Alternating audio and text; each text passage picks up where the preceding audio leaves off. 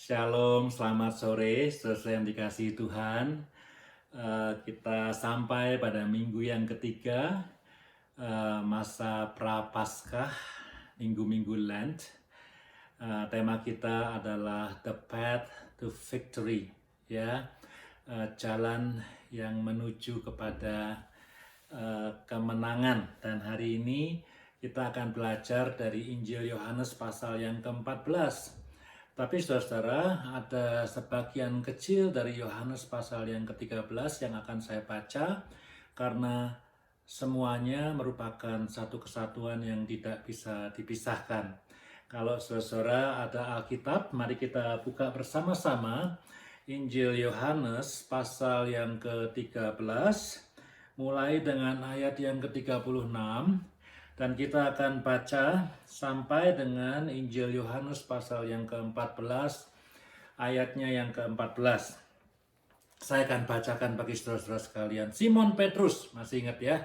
Simon Petrus berkata kepada Yesus, "Tuhan, kemanakah engkau pergi?" Tuhan Yesus mengatakan, "Ke tempat aku pergi, engkau tidak dapat mengikuti aku." Perhatikan dan garis bawahi kata ini, engkau tidak dapat mengikuti aku sekarang. Jadi artinya apa? Bukan tidak bisa pergi ke tempat Yesus pergi, tapi tidak sekarang. Tetapi kelak atau tetapi nanti engkau akan mengikuti aku. Kata Petrus kepadanya, "Tuhan, mengapa aku tidak dapat mengikuti engkau sekarang?" Petrus melanjutkan, "Aku akan memberikan nyawaku bagimu." Jawab Yesus, "Nyawamu akan kau berikan kepadaku?" Nah, Yesus sambil kayak ketawa-ketawa gitu ya, heran barangkali ya. Lalu dia mengatakan, "Sesungguhnya aku berkata kepadamu, sebelum ayam berkokok, engkau telah menyangkal aku 3 kali." Ya, ini menarik ya, pertanyaan kemana Yesus akan pergi. Kemudian pasal ke-14 ayat pertama, "Janganlah gelisah hatimu, percayalah kepada Allah, percayalah kepadaku. Di rumah Bapakku banyak tempat tinggal. Jika tidak demikian, tentu aku mengatakannya kepadamu. Sebab aku pergi ke situ untuk menyediakan tempat bagimu.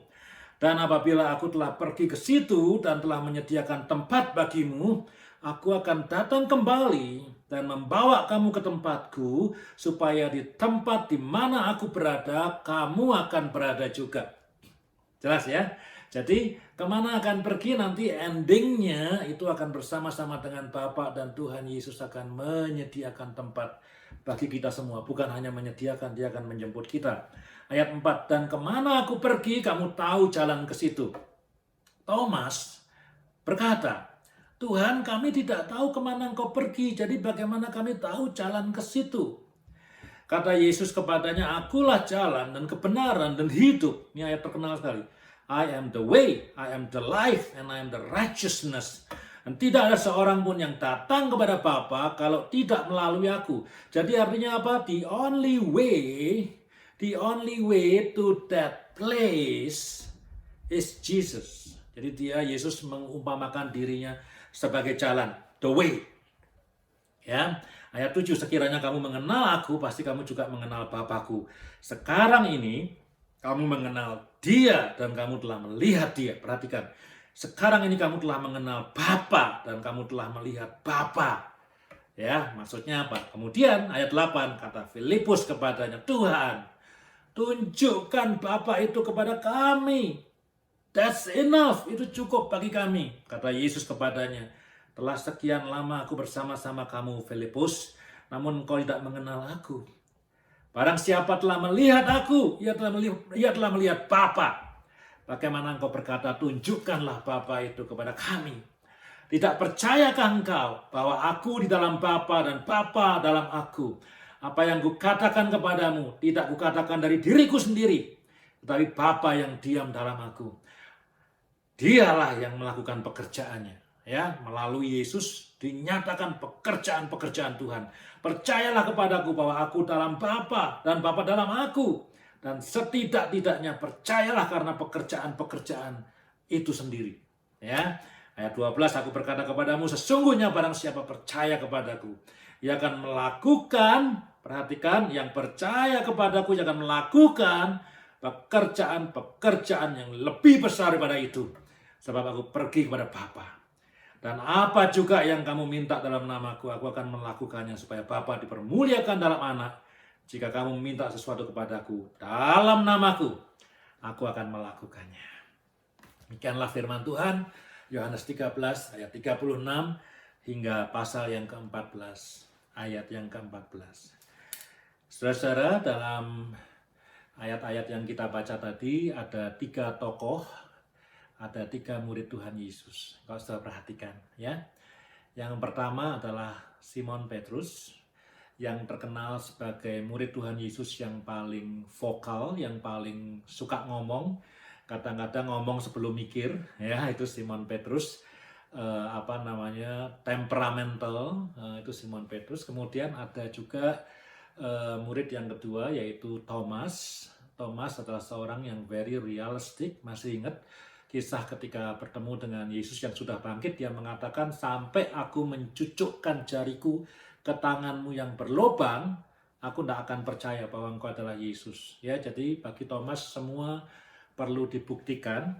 Dan kemudian ada Filipus, ya, yang mungkin kita tidak banyak dengar ceritanya, tapi hari ini kita akan melihat siapa itu Filipus. Nah, saudara, ceritanya ada 3 dan karena itu khotbah saya akan saya bagi 3. Jadi episode Petrus, episode Thomas, dan episode Filipus.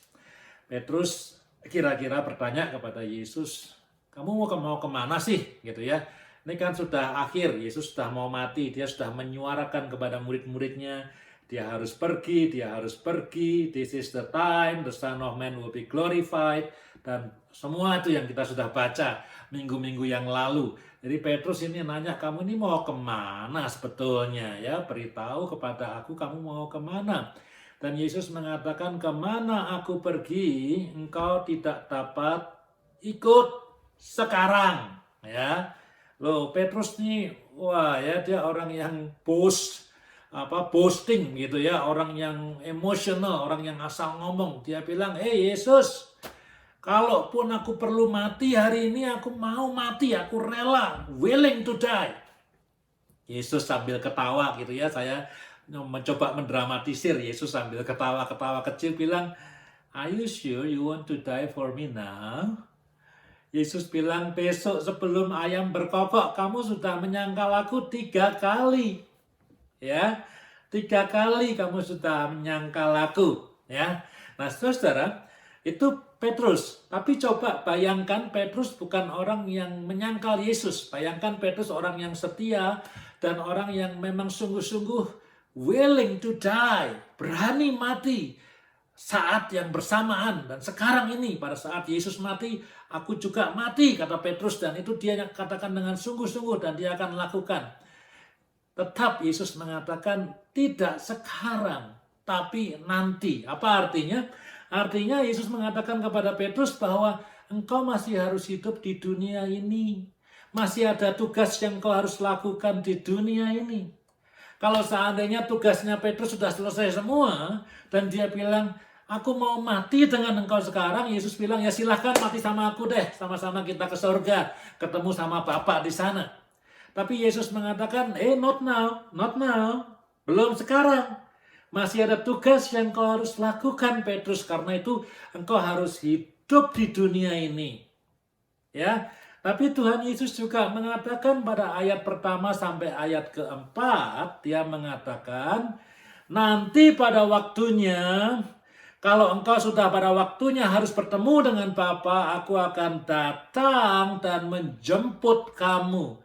Sekarang biarkan aku pergi kepada Bapa terlebih dahulu menyiapkan tempat bagimu, karena di sana begitu banyak tempat. Kalau waktumu tiba, aku akan menjemput kamu dan membawa kamu untuk datang kepada Bapa dan hidup kekal bersama-sama dengan Dia dan aku di sana. Ya, jadi ini janji yang luar biasa loh ya. Jadi kamu harus tetap tinggal di dunia. Kenapa? Kamu masih punya tugas. Kita masih punya tugas masing-masing di dunia ini. Sebelum kita mati berarti kita masih punya tugas yang harus kita kerjakan, yang harus kita laksanakan di dunia ini. Ya. Tapi nanti pada waktunya Tuhan berjanji aku akan menjemput kamu dan membawa kamu ke tempat di mana aku dan Bapa akan berada. What a glorious promise. Betapa hebatnya janji ini. Ya, saudara.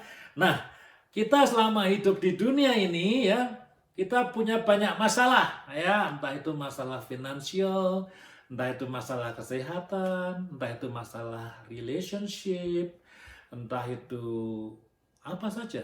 Ya, kita hidup dalam dunia yang telah jatuh ke dalam dosa. Masalah bukan sesuatu yang kita bisa hindari. Ya. Dan Tuhan Yesus mengatakan pada ayat yang pertama, jangan gelisah hatimu. Atau dalam bahasa sehari-hari, jangan khawatir. Ya, jangan making your heart in trouble, gitu ya. Kita harus percaya, ayat pertama, percaya kepada Bapa dan percaya kepada Yesus. Percaya pada apa? Dia telah menjanjikan bahwa kalau waktunya tiba, dia akan datang menjemput kita dan membawa ke tempat di mana kita akan hidup selamanya bersama dengan Bapa dan bersama dengan Yesus, anaknya yang tunggal. Jadi saudara, kalau dalam hidup ini kita menghadapi berbagai masalah, berbagai cobaan, berbagai kesulitan. Pesan Tuhan Yesus, jangan khawatir, jangan gelisah hatimu. Tetapi kenapa kok Tuhan Yesus bisa mengatakan jangan gelisah dan jangan khawatir? Karena dia punya janji yang luar biasa, yaitu janji hidup kekal. Paulus mengatakan kalimat-kalimat yang luar biasa. Dia mengatakan dalam hidupku di dunia ini, jasmaniku semakin hari semakin merosot. Tetapi jika dibandingkan dengan kemuliaan dalam hidup yang kekal nanti, semua yang kualami di dunia ini tidak ada apa-apanya. Ya, maka itu orang-orang Kristen tuh kalau meskipun hidupnya diterpa dengan badai hidup, permasalahan, challenges, dia jalan sebagai pemenang. Karena apa? Karena janji Tuhan itu ya dan amin. Selama engkau masih hidup, engkau masih punya tugas, engkau masih harus menghadapi berbagai tantangan kehidupan. Ya, pada waktunya nanti, aku akan datang menjemput kamu, membawa kamu ke tempat di mana Bapa dan aku berada. Haleluya, luar biasa sekali ya. Dan juga saudara perhatikan, kalau kita hidupnya banyak khawatir ya, banyak gelisah, maka sulit sekali bagi kita untuk bisa sampai ke garis finish. Ya, naturally. Masih ingat saudara ya, beberapa waktu sebelum kita beralih ke tahun 2021, saya pernah berkhotbah ya, apa yang harus kita persiapkan di tahun 2021. Saya katakan semua hal yang menjadi beban dalam hidup kita, yang mencoba untuk menghalangi kita menyelesaikan tahun yang baru dengan keberhasilan dan dengan victorious, harus ditinggalkan. Saya katakan apa itu yang bisa membebani hidup kita? Dosa. Ya, dosa itu apa? Dosa itu yang dilarang Tuhan. Jangan menipu, jangan berzinah, jangan membunuh, jangan mencuri, jangan mengatakan kata-kata kotor, dan seterusnya dan seterusnya. Termasuk jangan gelisah, jangan khawatir. Ya, orang suka mengatakan, oh itu bukan dosa, ya itu bukan dosa. Oke, saya tidak mau berdebat hari ini, tapi Tuhan mengatakan apa? Jangan. Saya ingin mengatakan dengan serius kepada saudara-saudara sekalian, bahwa kekhawatiran dan kegelisahan itu sama dengan dosa-dosa yang saya sebut tadi. Bisa menghalangi kita untuk mencapai garis finish. Paulus juga pernah mengatakan kepada Timotius, seorang prajurit tidak memikirkan kepentingannya sendiri, tetapi memikirkan dan mengerjakan tugas yang dikatakan oleh komandannya. Kalau tidak sampai garis finish. Seorang atlet tidak memikirkan nanti malam setelah pertandingan nonton apa ya, ramalan cuacanya bagaimana kalau besok mau jalan-jalan. Seorang atlet fokus bagaimana lari sekencang mungkin mencapai garis finish. Kalau enggak, dia enggak akan menang. Nah, saudara-saudara, Yesus mengatakan, jangan gelisah. Memang sekarang kamu belum bisa ikut aku, dia bilang sama Petrus, kamu masih punya tugas di dunia ini. Dan hidup di dunia ini banyak tantangannya, banyak problemanya, banyak masalahnya. Kita tidak bisa menghindar dari itu. Ya, tapi jangan gelisah hatimu, jangan khawatir. Karena apa? Aku punya janji yang luar biasa. Yang kata Paulus tidak bisa dibandingkan dengan kesusahan-kesusahan yang kita alami saat ini. Ya, itu yang pertama, saudara ya. Jadi, the path to victory. What is the path to victory? Hidup jangan khawatir, hidup jangan gelisah. Believe in Jesus and His promise of the eternal life. Banyak masalah, it's okay. Hidupku melihat kepada the promise of God akan hidup yang kekal. Luar biasa, haleluya. Kemudian Thomas ini orangnya realistik. Kalau Petrus nanya, God, tujuannya apa? Ya, Petrus nanya, kamu perginya kemana? Ke Vancouver, ke Toronto, ke Los Angeles, ke New York gitu ya. Itu Petrus nanya, mau pergi kemana? Ya, aku mau ikut gitu ya. Kalau Thomas enggak, Thomas orangnya realistik ya. Aku baru bisa percaya kamu kalau jariku tak masukkan ke lubang di tanganmu itu. Ya, dia mau bukti. Thomas enggak nanya kemana, Thomas nanya jalannya yang mana, gitu ya.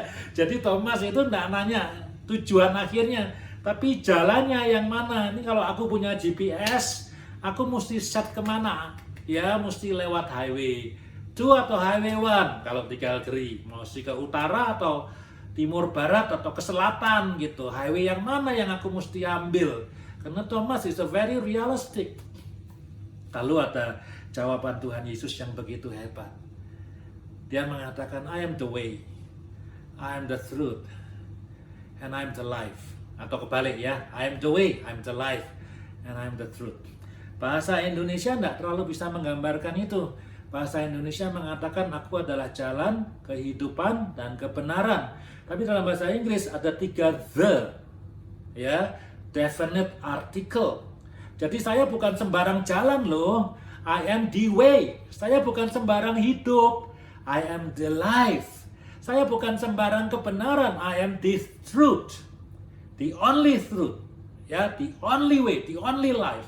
Jadi kira-kira the definite article itu berfungsi mengatakan Tuhan Yesus mengklaim bahwa dirinya adalah the only way kepada Bapa, the only life, and the only truth. Boleh saja ada orang lain yang mengklaim dia punya kehidupan, tapi it is not the same. Saya bukan sekedar life, bukan sekedar truth yang biasa-biasa, tapi I am the only way, and the only life, and the only truth. Itu kata Tuhan Yesus. Ada pepatah kita mengatakan, banyak jalan ke Roma, tapi jalan kepada Bapa hanya satu, yaitu melalui Yesus. Ada banyak jalan ke Toronto, ada banyak cara ke Vancouver, ada banyak cara ke Los Angeles, tapi hanya ada satu cara dan hanya ada satu jalan untuk kehidupan yang kekal bersama dengan Bapa dan Yesus. I am the only way. Ya, nah tadi di ayat 1 sudah dikatakan oleh Tuhan Yesus, percayalah kepadaku. Ya, percayalah kepadaku. Percaya itu adalah satu decision. Ya, kita mengambil keputusan, mulai hari ini aku mau percaya kepada Yesus sebagai Tuhan dan Juru Selamatnya. Perhatikan saudara, Yesus itu mengumpamakan atau mengatakan dirinya, I am the way.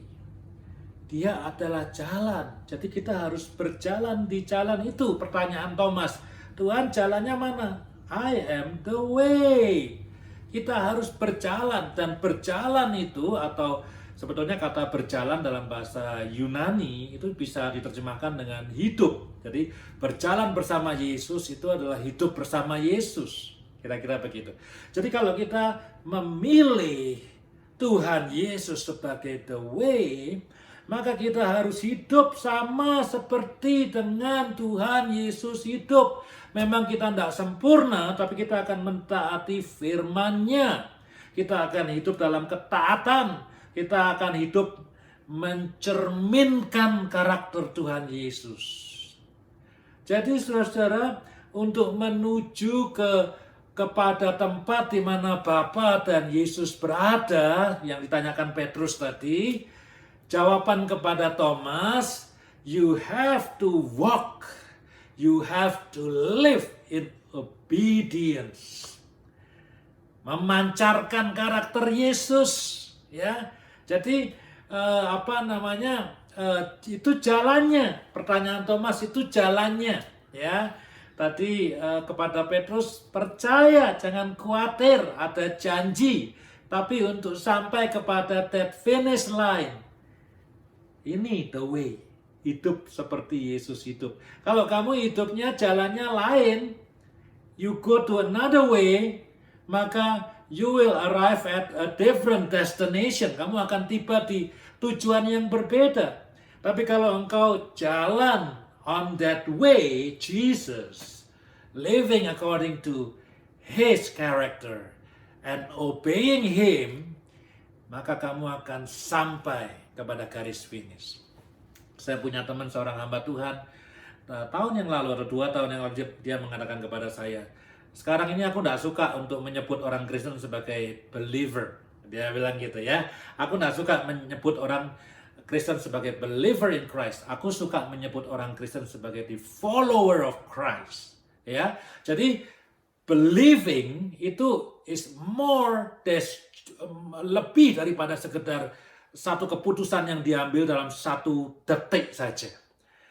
Believing itu is following, hidup. Kalau kita believing in Jesus Christ, we are following Jesus Christ. Kita hidup seperti Dia.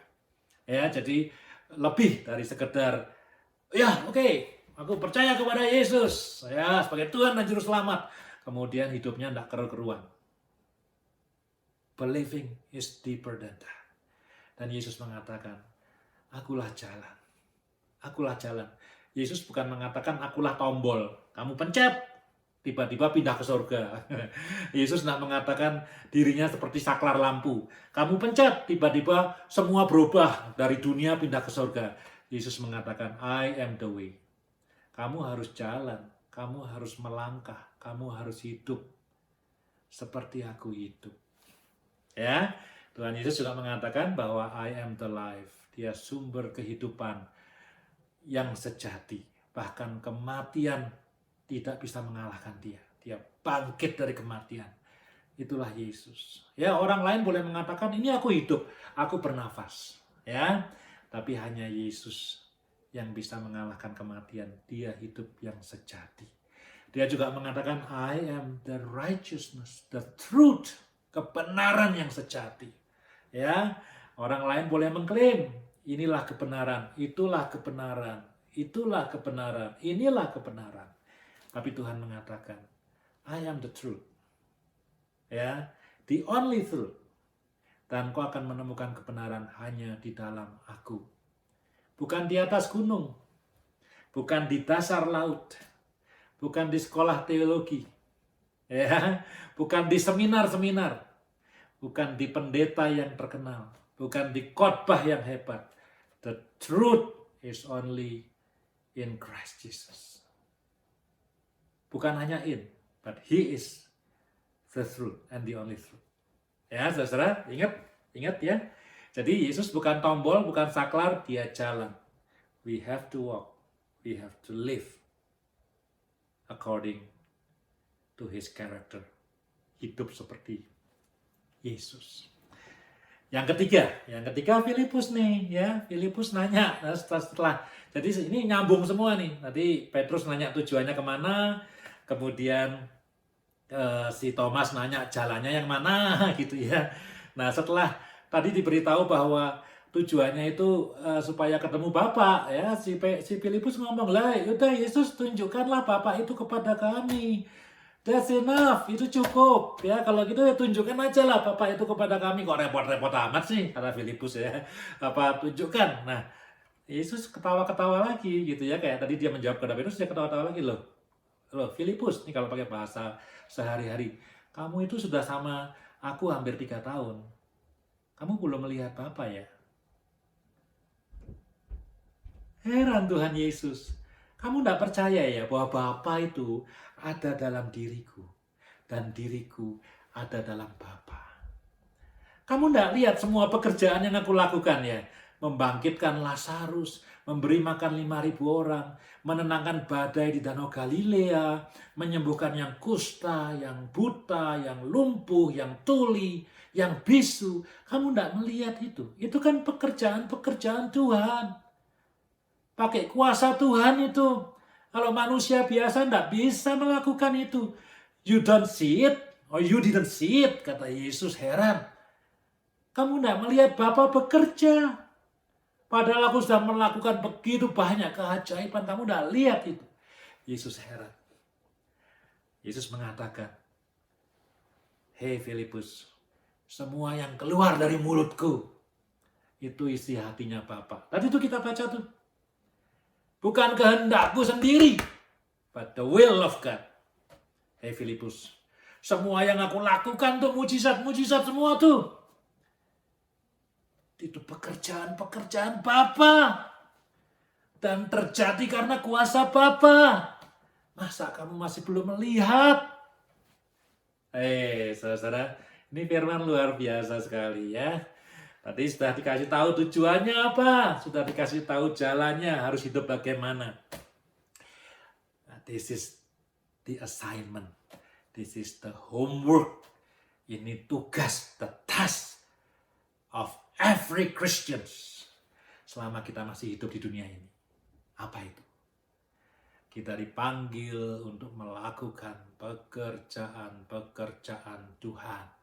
Ya, Saudara mengatakan, loh selama hidupku sebagai orang Kristen aku tidak pernah bikin mujizat. Ya, selama hidupku sebagai orang Kristen aku tidak pernah menyembuhkan orang buta, tidak pernah apalagi memberi makan 5.000 orang dan seterusnya dan seterusnya.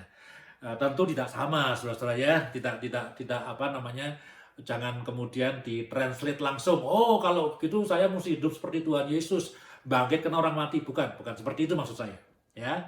Tetapi kita hidup sebagai anak-anak Allah. Kita menyontoh Tuhan Yesus. Yesus mengatakan tidak satu pun pengajaran yang keluar dari mulutku itu adalah isi hatiku, tapi itu adalah isi hati Bapa. Tidak satu pun pekerjaan-pekerjaan yang aku lakukan untuk gagah-gagahan nih, aku orang hebat bisa bikin mujizat, bukan. Tapi itu pekerjaan-pekerjaan dan kehendak dari Bapakku. Selama kita hidup di dunia ini, sampai nanti dijemput sama Tuhan sesuai dengan promisnya. Bukan saja kita dipanggil untuk hidup seperti Tuhan Yesus, karakternya. Tapi kita juga diberi tugas. Tugasnya apa? If you believe in me. Tadi ini yang kita baca nih. If you believe in me, you will do my work. Kalau engkau percaya kepadaku, engkau melakukan pekerjaan-pekerjaanku. Saudara yang kukasihi, izinkan aku bertanya kepada saudara sekalian hari ini. Saya tidak tahu berapa usia kita, saya tidak tahu berapa tahun kita sudah hidup. Apa yang kita lakukan dalam hidup ini sebagai anak-anak Tuhan? Apa yang kita lakukan dalam hidup ini sebagai orang yang mengaku percaya kepada Tuhan Yesus?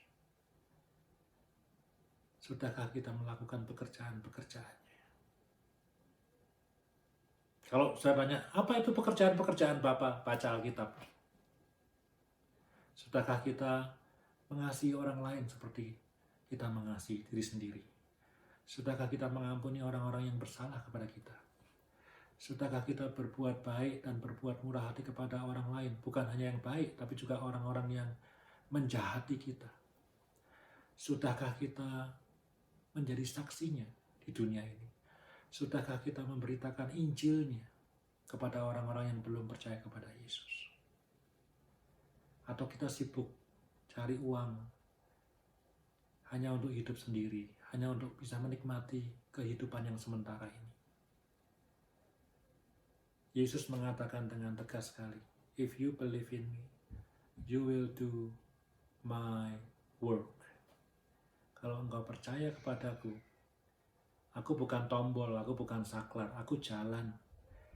You have to mengambil langkah, berjalan, hidup. And you have homework, kamu punya tugas melakukan pekerjaan-pekerjaan. Luar biasa ya sesuai firman Tuhan ini ya. Saya boleh ringkaskannya, cepat aja Tuhan ya. Saudara perhatikan, tujuan hidup kita ya adalah the promise of God. Jika waktunya tiba, Yesus akan menjemput kita, membawa kita kepada Bapa, di tempat di mana Bapa dan Dia akan tinggal, di sana kita akan tinggal. What a glorious promise. Meskipun hidup susah, ingat janji itu. Kalau saudara ingat janji itu, hidup kita akan penuh dengan kekhawatiran dan kegelisahan. Tapi kalau saudara ingat janji itu, bahwa di garis finish nanti, aku akan menang bersama Bapa dan Yesus. Maka saudara akan berjalan sebagai orang-orang yang menang. Berjalan sebagai orang-orang yang victorious. Bukan orang-orang yang membeli. Masalahnya ada nggak? Tetap ada. Masalahnya hilang nggak? Belum tentu hilang. Tapi kita akan menjadi orang-orang yang menang. Path of victory. Yang kedua, jalannya mana Tuhan? Jalannya adalah aku. Kalau engkau percaya kepadaku, itu kayak buka pintu, kayak bayar uang tol di gerbang tol di Indonesia. Setelah itu, you have to drive, you have to walk, you have to live, supaya engkau sampai kepada tujuan. Bagaimana hidupnya? Hidup seperti Yesus. Hidup nyontoh meneladani Yesus. Ya, susah. Ya, susah. But Tuhan mengatakan apa? I'm the only way. Tidak ada jalan yang lain kepada Bapa selain aku. You have to believe, yes. And then you have to live in it. Yang ketiga, Filipus. Ya, kau tunjukkan Bapa itu. Yesus bilang, Bapa di dalam aku di dalam Bapa. Selama ini aku mengerjakan pekerjaan-pekerjaannya. Aku mengatakan perkataan-perkataannya. Dan dia mengatakan kepada murid-muridnya, if you believe in me, you will do my work. Saudara, ayo kita yang mengaku percaya bahwa Yesus adalah Tuhan, bahwa Dia adalah Juru Selamat, bahwa Dia adalah Guru kita. Ayo kita mulai memikirkan dan melakukan pekerjaan-pekerjaannya. Tidak hanya busy dengan semua kegelisahan dan ambisi pribadi kita. Saya mengundang saudara dan saya juga untuk hidup di dalam Yesus. On that way, the only way to the Father. Haleluya. Tuhan memberkati.